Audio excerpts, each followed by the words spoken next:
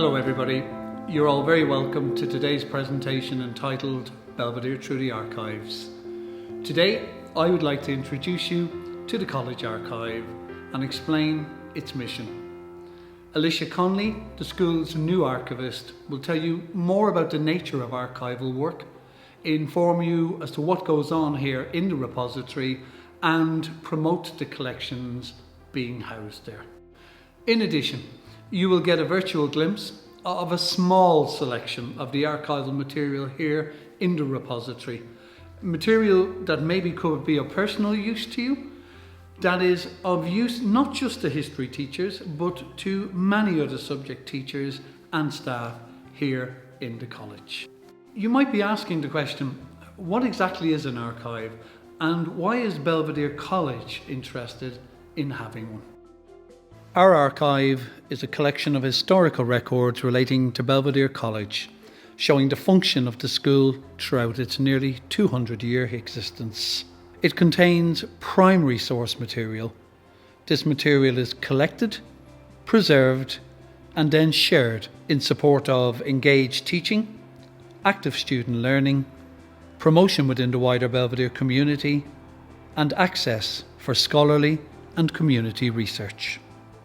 The archive houses administrative records, personal and professional papers of former headmasters and teachers, memorabilia related to various school organisations and activities, along with some rare books, photographs and pictures. Ordinarily, archival material is unpublished records that are being selected for preservation on the grounds of their enduring cultural, historical or evidentiary value. The Belvedere College Archive was originally created by Mr. Oliver Murphy, eminent teacher of maths and applied maths, around the year 2000. With the help of Father Leonard Maloney SJ and a budget of about £20,000, the project was established. An archives committee was set up and a TY module course in organising archival material was established by Oliver. Most importantly, a part-time archivist named Helen Houston was employed between the years 2002 and 2004. All available items were then catalogued. An archive room, along with a museum, was set up in the junior school building. However, in 2007, this was closed down and the archive material was all removed. Many thanks must go to Mr. Tom Doyle and Miss Sharon Sweeney for their care of material in the subsequent years. Unfortunately, with the renovation of Belvedere House, the archive material was left abandoned here in the basement of Belvedere House. With the support of the headmaster, Jerry Foley, we now hope to write a new chapter to the archive story. It is very rare for a school to have an archive. We in Belvedere College are fortunate to have access to such a rich collection of historically significant material and a unique record of our history as a school and community. As such, it must be treated with care and respect. Due to unique nature of archival material and their required preservation environment, you will not have free access to the archive, nor will you be able to remove anything from it. That is where the work of the school's archivist comes in. Hi everyone, my name is Alicia and I am the new archivist in Belvedere College. I was hired in February of this year and almost exactly a month later, the school shut down for COVID, so it has been an interesting start to a new job to say the least. I'm very excited to be working on the archive here at the school and I'm going to tell you about the plans we have as well as our hopes for working with the school community. The first thing we need to do is an inventory to determine whether our previous archive lists match up with what is currently in the storeroom where we are filming now. As Liam mentioned, Helen Houston did a great job making listings of the material in the early 2000s. Here we have boxes with all of the material that she listed with corresponding labels and stored properly. We need to look at Helen's lists and the material in the boxes to determine whether everything she listed is still where it should be. During this time, I am also reorganizing the archive room to make sure all material is properly housed and stored. Once the inventory is complete, We will catalog everything that has come in since Helen's time and make sure it is properly recorded. We are hoping to do much of this work in an online software program so that when it is completed, we can put the listings online and make them publicly searchable. This will not be images or scans of the material, but it will be a list of the archival items held by the school. The other big project we are working on this year is a commemoration of the 100th anniversary of Kevin Barry's death this November. Kevin attended Belvedere College for the last 3 years of his secondary education from 1916 to 1919. The college holds extensive material about Kevin, including school books and class notes, letters, and personal effects. Liam will be showing you some of this later on in the presentation. The college is committed to holding an event to honor Kevin in November in whatever form is possible, given current COVID restrictions. The Kevin Barry Committee is working on finalizing our event proposal and will share the plans with the school community as soon as we can. Once we have the archive room organized and the inventory done, we will be able to open the archive for use by the wider school community. I believe making the archive accessible to students, teachers, staff, and others is one of the most important parts of my role here in the school. I envision the following. Use of the archive by all subject area classes for projects and reports. This could be a business or maths class using the old financial and fees registers, a history class using material related to famous past pupils, or a religious studies class using material related to the Jesuits that worked here in the school. My sincere hope is that many subject areas will be able to find relevant material in the archive. I will also be available to present archives material in classes, create new exhibitions for the display cases outside the theater, bring archival materials to past pupil reunions and events, answer queries from teachers, staff, and the general public about the archives material, and facilitate researchers to come and use the archive in person. I am very excited to get started on this work and to welcome all of you into the archive.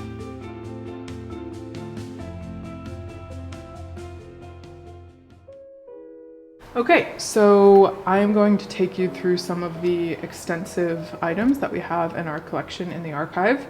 I'm going to start with some of the registration books. These are some of my favorite items in the collection because they contain such rich history of the college and its students. This one is from the late 1880s into the mid 1890s, and it starts with the senior grade here, and then it's neat because it moves into middle grade, junior grade, and then the various levels below that. One of the cool things about this one is that it has a couple of famous pupils in here. James Joyce and his brother John were registered in the college in 1892. Their birthdays are here, and then they were approved into the college in April. And then we also have their parents' name and address here, as we would have for every student. So this is just a very neat little piece of history on when the Joyce brothers entered Belvedere. The College Archives has a series of many old school books in its repository. These 4 books here were given to the school by the family of John G. Byrne.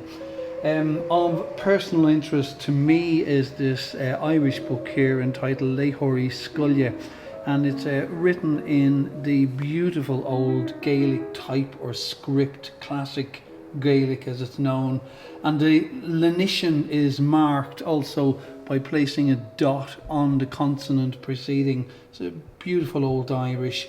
What's interesting about this story is, and it dates from, we believe, around 100 years ago. These books were first issued around 1920 by the state, and we noticed that 100 years ago students in the college were studying the story Oisin, and 100 years later this story still finds itself on the Leaving Cert Irish syllabus. One other thing of note in 100 years, how things don't change and how students still scrawl bits of graffiti thrown into their textbooks. So this one is another register that the college holds. It goes from 1900 to 1959 and is much more extensive than the previous one.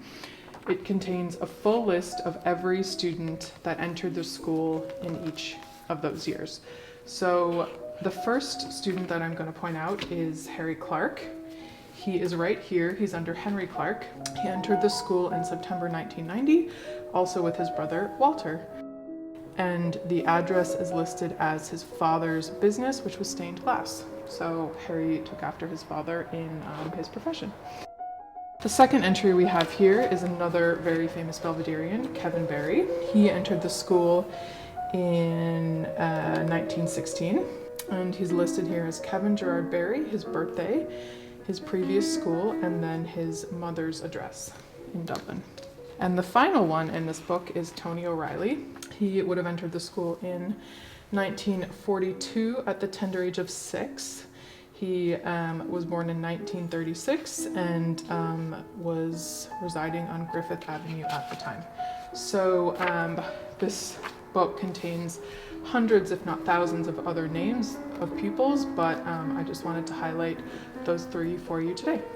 Another interesting feature of college life in the early years of the 20th century were these examples of invitation cards given out by the college to people. They would attend as an audience in the theatre at the time in Belvedere College, and there would be a series of lectures given by Jesuit priests to the outside wider community about numerous things happening at the time. One of the really interesting ones is this one here, a lecture on wireless telegraphy given by a Reverend Gill S.J. The difference in this card is that there is a charge involved in coming in of 2 shillings and 6 old pence, with the proceeds going to the relief of the relatives of those perished in the Titanic disaster. But what's interesting is the date of Monday 6th of May at the time. This is exactly 3 weeks after the incident with the Titanic. So it just shows how prompt the response was in order to get aid to these families. Of great importance to Belvedere College would be the history of roll books that we have in the archive. And here in front of us we have a copy of the roll book of 1918-1919. And here in September we'll notice in the 1 senior class, second down on the list, we have the name Kevin Barry. Kevin Gerard Barry, born 20th of January 1902. It gives his attendance record for that term, but what was of great interest to me on this particular page were some of the items written here and handwritten in above the top margins. For example, we see a day here that is free and nobody is marked in for senior boys, and it says the word play day. Interesting term. And it was a play day for these students as they received their intermediate results from the state. What was of even greater interest to me was this particular gap that was shown here in the roll book for all students. And what the person has written in here is influenza. So that relates to the Spanish influenza of that time. So the school was closed from October the 18th until November the 11th for just over approximately 3 weeks. What's really interesting as we speak is now 100 odd years later, with COVID-19 prevalent, we see history repeating itself and schools having to deal with exactly same problems that were dealt with in history or times of history. So I'm going to talk about a few items from the Kevin Barry collection now. This is a letter that Kevin wrote to his mother. He was on summer holidays in August of 1918, right before he started his final year in the college. And it's just a very kind of conversational letter. He's saying, I'm here with my friend, we're in Dungannon, and we're just hanging out, enjoying the sun when it's sunny and the rain when it's rainy, and asking about the family news, kind of telling her about what's going on with his friend Jerry and Jerry's family, the McAleers, where he's staying. The Belvederian of 1919 is an extremely sought after book by many academics who contact the school on a regular basis trying to find out some information about Kevin Barry. This was his last year in the school, And in this particular year's book, we have some wonderful articles detailing incidences in the War of Independence. The iconic photograph of Kevin Barry that we see everywhere can be seen here on page 44 with the senior cup team. And this is Kevin here in the back row, second from the right. And this would be the picture that would be most used in any form of press or media correspondence. He's also known not just for rugby in this sense, he was also a member of the school's hurling team, and we can see him here in the middle row, third from the left. In fact, he excelled more at hurling than he did at rugby. He was a member of the old Belvedere Rugby Club, but from some of the things we have in the archive, he wasn't a regular attendee. And there were some correspondence where they're continually asking his mother to send him up to training. It seems his interest lay more with the hurling. This is an extremely important year in the history of Belvedere College as we commemorate the centenary of the death of Kevin Barry.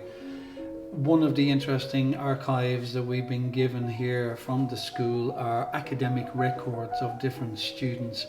And we notice here in this particular book we have the academic records dating back to 1917 to 18, when Kevin was an intermediate or middle school student.